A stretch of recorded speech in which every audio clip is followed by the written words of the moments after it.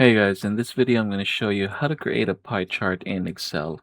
Now first, to proceed with this one, I have this file right here that we're going to be working with, and this is going to be a personal accounting. So I'm just going to highlight everything and then click the insert button right here, and then you have the pie chart. So you can click this one, and I'm going to be using a 2D, but we have a 3D and donut option here as well. So it depends on your preference. I'm going to click this one for now. And here at the top, you have different options that are already available for you to use. So if you prefer this, you can definitely go ahead and try to scroll here or hover over them in order for you to find out which of these options you prefer to use right now.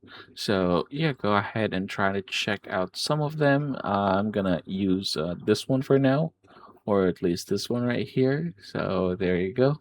You can then go ahead and adjust this one. But if, say, for example, you want to make your own adjustment, you can go ahead and click here. And let's say for chart title, you can click this and you have different options. So centered, and then you have more options.